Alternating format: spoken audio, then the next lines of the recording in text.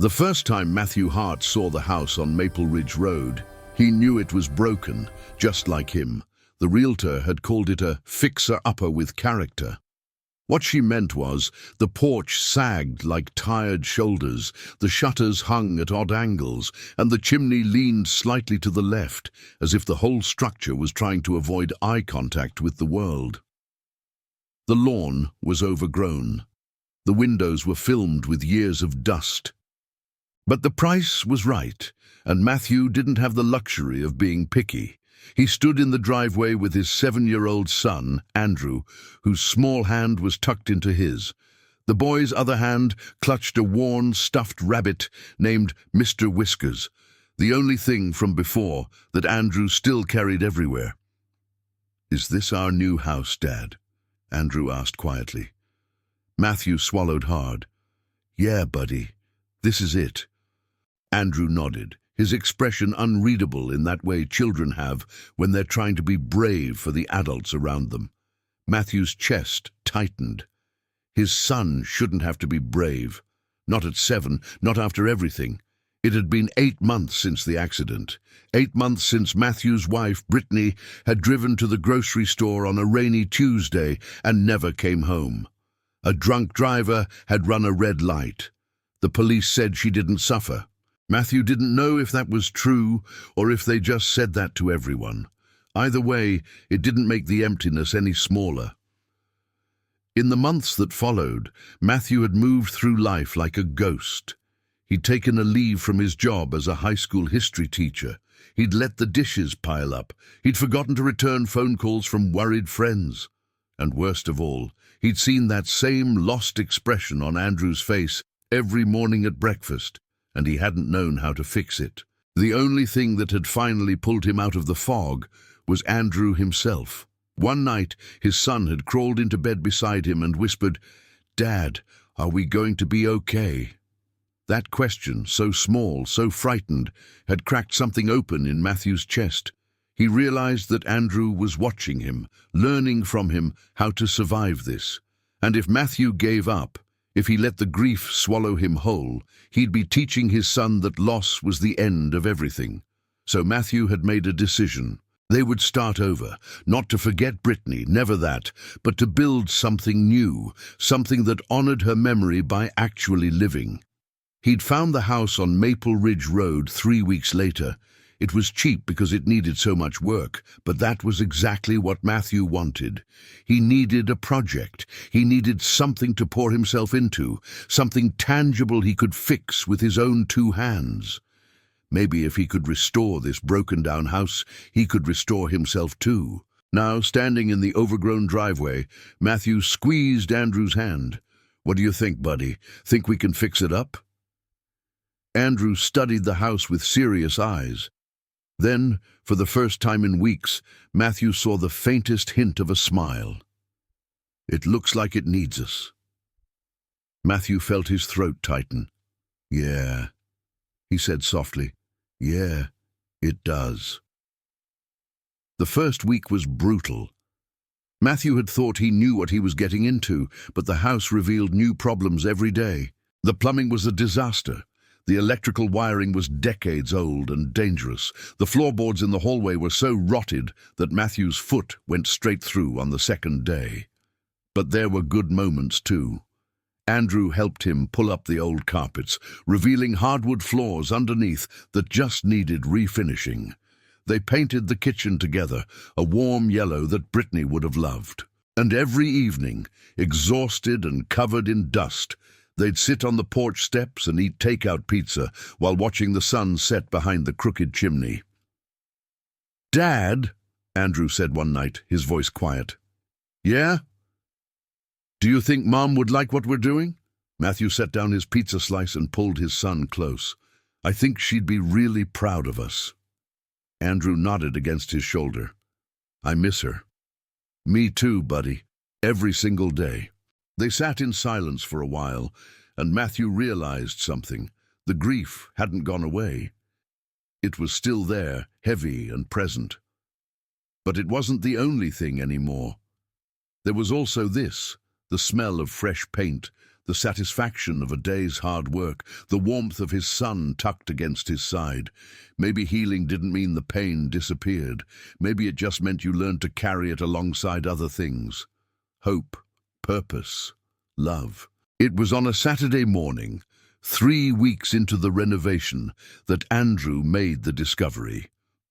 Matthew was in the kitchen, wrestling with a stubborn cabinet hinge, when he heard Andrew call out from the living room, "Dad, Dad, come look at this." Matthew hurried in to find Andrew kneeling by the fireplace, his small hands covered in soot. The boy had been helping by cleaning out the old chimney, a task Matthew had planned to hire someone for, but Andrew had been so excited that Matthew hadn't had the heart to say no. "What is it?" Matthew asked. Andrew held up something wrapped in what looked like an old oilcloth. "I found it way up in the chimney. There's like a little shelf thing up there, and this was hidden on it." Matthew took the package carefully. It was surprisingly heavy. When he unwrapped the oilcloth, his breath caught. It was a leather-bound notebook, old and worn but still intact. The leather was cracked with age, and the pages were yellowed, but it had been protected from the elements by its hiding place and the oilcloth wrapping. "What is it?" Andrew asked, pressing close to see. "It's a journal, I think." Matthew opened it carefully. The first page had a date written in faded ink, April 15th, 1987, and below it, in careful handwriting, "My name is Thomas Brennan, and this is the story of how I learned to forgive myself." Matthew felt a strange chill run down his spine. 38 years ago, whoever Thomas Brennan was, he'd lived in this house decades before Matthew had even been born. "What does it say?" Andrew asked eagerly. Matthew flipped through the pages slowly. They were filled with entries, some long, some short, all written in that same careful hand.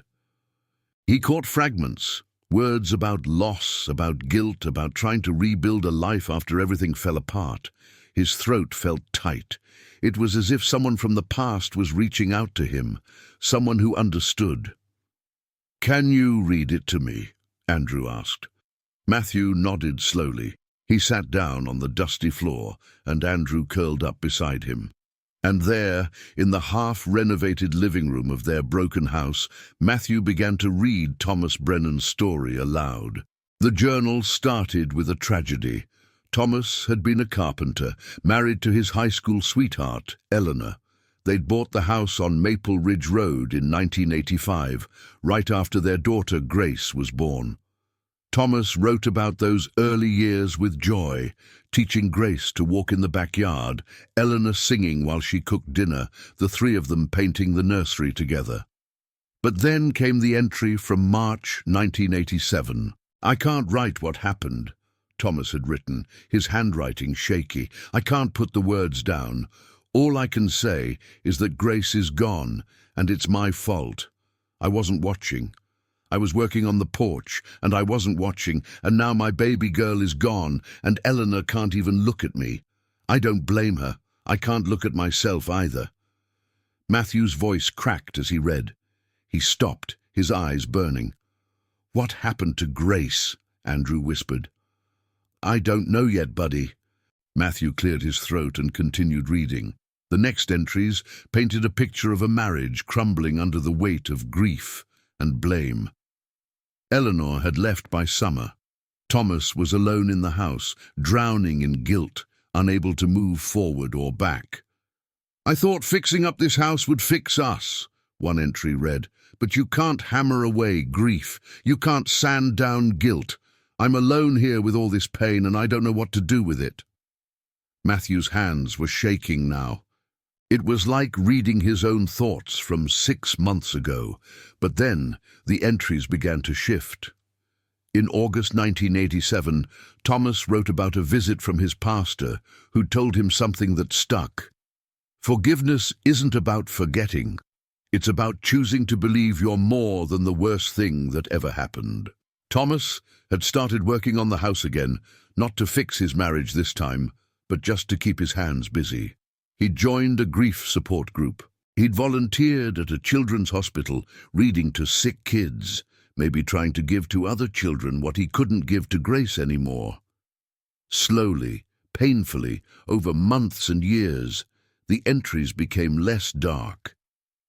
Thomas wrote about small moments of peace, a sunrise that made him stop and stare, a conversation with a neighbor that actually made him laugh. The first time he thought about Eleanor without anger, just sadness and love. "I'm learning that healing isn't linear," he wrote in 1989. "Some days I wake up and the guilt is so heavy I can barely breathe. But then there are days, more and more of them now, where I can remember Grace's laugh without falling apart. Where I can think about Eleanor and hope she's found happiness somewhere. Where I can look at this house and see not just the place where everything fell apart, but the place where I'm learning to put myself back together." Matthew's voice had become steadier as he read. There was something powerful about Thomas's words, something that felt like a lifeline thrown across the years. The journal continued through the 1990s. Thomas had eventually remarried a widow named Carol who understood grief. They'd made a life together in the house. They'd been happy, in that careful way people who've survived tragedy can be happy, always aware of how precious and fragile everything is. The entries became less frequent as the years went on. Thomas wrote about his grandchildren visiting, about his health declining, about Carol's passing in 2018. The last few entries were from earlier this year, written in shakier handwriting. "I'm 82 now," Thomas had written. "The doctors say I don't have much time left. I've been thinking about what to leave behind. Carol and I never had children together, and my son from my first marriage rarely visits. But I keep thinking about this house. It saved my life in a way. It gave me something to hold on to when I had nothing else. Whoever lives here next, maybe they'll need saving too. Maybe they'll need to know that it's possible to survive the unsurvivable, that you can carry grief and still find joy. That forgiveness, especially forgiving yourself, is the hardest and most important work you'll ever do." Matthew turned the page, expecting the journal to end there. But there was one more entry. His blood ran cold as he saw the date at the top of the page. Today's date, November 24th, 2025. "Dad," Andrew's voice seemed to come from very far away. "Dad, that's today." Matthew's hands were trembling so hard he almost dropped the journal. This was impossible. Thomas Brennan had written his last entries months ago. How could there be an entry dated today? With shaking fingers, Matthew read the final words Thomas Brennan had ever written. "To whoever finds this journal. If you're reading these words, then you've found this house the same way I did, broken and looking for somewhere to heal. I've been watching from wherever people go after, and I want you to know something. You're going to be okay. I know you don't believe that right now. I know the grief feels like it will crush you. I know you lie awake at night wondering if the pain will ever stop, if you'll ever feel whole again, but you will heal. Not because the pain goes away. It doesn't. Not really. You heal because you wake up one morning and realize you're carrying it differently. You heal because you find small moments of beauty and let yourself hold them. You heal because you choose, every single day, to build something new from the broken pieces. This house will help you. I don't know how I know that, but I do. Every nail you hammer, every board you replace, every room you paint, you're not just fixing a house. You're proving to yourself that broken things can be made whole again. That includes you. To the man reading this, Brittany wouldn't want you to stop living. She'd want you to show your son that love doesn't end with death. It transforms. It becomes the foundation you build on. To the boy who found this, your dad is one of the bravest people you'll ever know. He gets up every morning even when it hurts. He's building you a home even when he feels broken. That's what real strength looks like. You found this journal today because you were meant to. Because today is the day you stop just surviving and start believing you might actually live again. The house knows, I know, and deep down, so do you. Fix up this house, make it beautiful. Fill it with laughter and mistakes and pancakes on Sunday mornings and all the messy, ordinary magic that makes a life. And know that somewhere Thomas and Eleanor and Grace and Brittany are watching, and we are so, so proud of you. With love from the other side of grief, Thomas Brennan. Matthew couldn't breathe. His vision blurred with tears as he read the words again. His name, Brittany's name. How was this possible? Dad, how did he know? Andrew whispered, his eyes wide.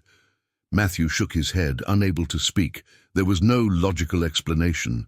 Thomas Brennan had died months ago, according to the journal entries. This shouldn't be possible. But maybe that was the point. Maybe some things didn't need to be explained. Maybe some things were just meant to be believed. Matthew pulled Andrew close, the journal still open in his lap, and for the first time since Brittany's death, he let himself cry. Really cry. Not the silent tears he'd shed alone in the dark, but deep, shaking sobs that came from somewhere ancient and wounded inside him. And Andrew cried too, both of them holding each other in the dusty living room, while the afternoon sun streamed through the windows they'd cleaned together. When the tears finally stopped, Matthew felt lighter. Not happy, not yet, but lighter. Like he'd been carrying a stone in his chest, and someone had finally helped him set it down, just for a moment. "Dad?" Andrew said softly. "Do you think Mr. Thomas was right, that we're going to be okay?" Matthew looked around the room, at the half-painted walls, at the tools scattered across the floor, at the fireplace where his son had found an impossible gift from a stranger who understood. "Yeah, buddy," he said, his voice stronger than it had been in months. "I think we are." The renovation took another 6 months. Matthew and Andrew worked on the house together every weekend, and slowly something remarkable happened. The house began to transform, and so did they. They fixed the sagging porch and spent summer evenings there, reading books and watching fireflies. They replaced the crooked shutters with new ones that Andrew helped paint a deep blue. They tore out the old carpets and refinished the beautiful hardwood floors underneath. But more than that, they started to heal. Matthew went back to teaching that fall, and for the first time since the accident, he found himself actually enjoying his work again. Andrew started 2nd grade and made a best friend named Marcus, who came over to help with the renovation sometimes. They kept Thomas's journal on the mantel in the living room in a place of honor. Sometimes when Matthew was having a hard day, he'd read through it again, and Thomas's words would steady him. They talked about Brittany often now, not in hushed, painful whispers, but in stories. Andrew would say, "Remember when Mom made those terrible cookies and we had to pretend they were good?" And they'd laugh and it would hurt, but it would also feel like honoring her. Matthew even started dating again, carefully, slowly, a kind teacher from his school named Rebecca, who'd lost her husband to cancer and understood what it meant to carry grief while still reaching for happiness.